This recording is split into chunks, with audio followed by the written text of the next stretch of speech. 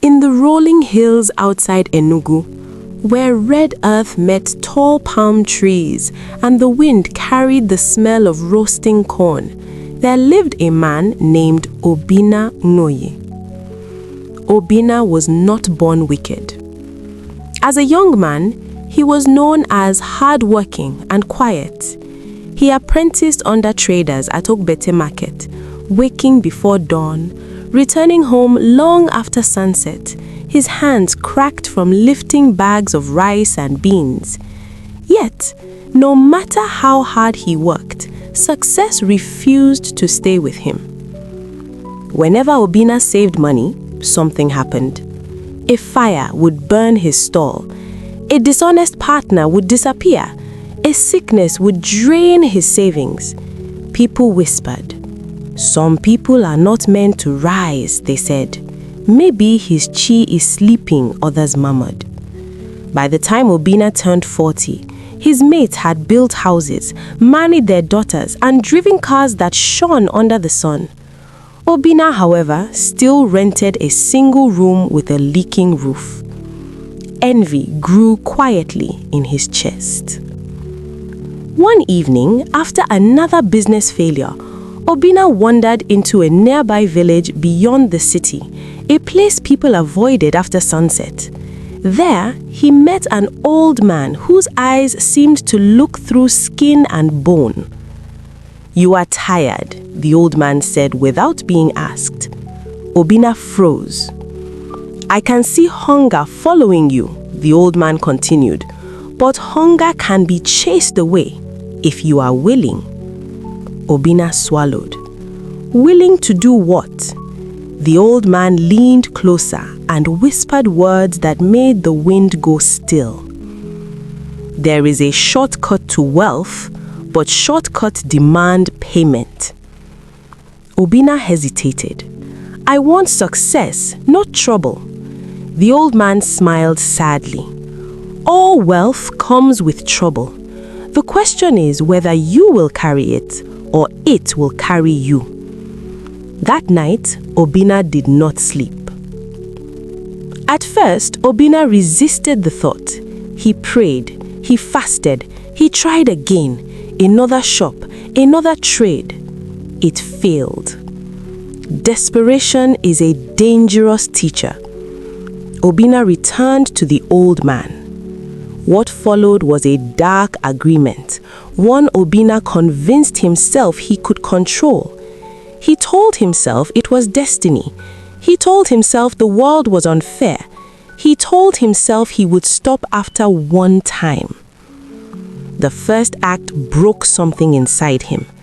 Though his hands shook and his heart pounded like a drum of war, he went through with it, and the land remembered.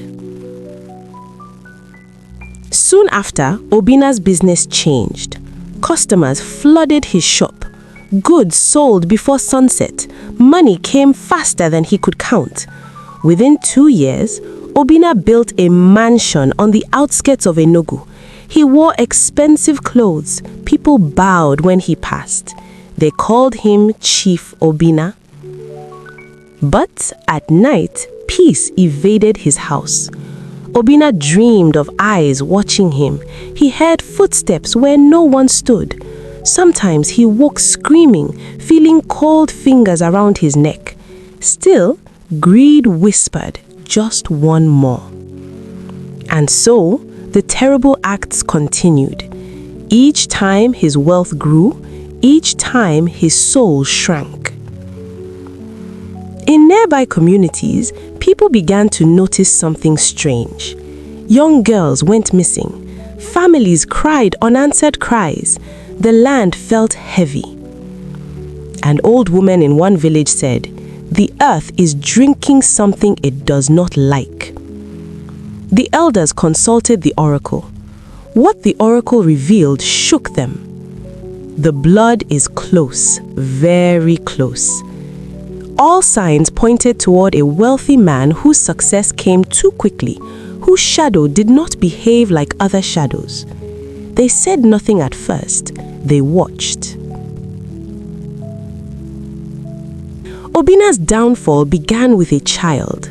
One rainy evening, a young boy named Chibuzo, returning from an errand, saw Obina performing strange rituals behind his mansion. Fear rooted him to the spot, but curiosity held his eyes open. Chibuzo ran. He told his grandmother, who told the elders. This time, the elders acted. On a moonless night, the elders and villagers surrounded Obina's compound.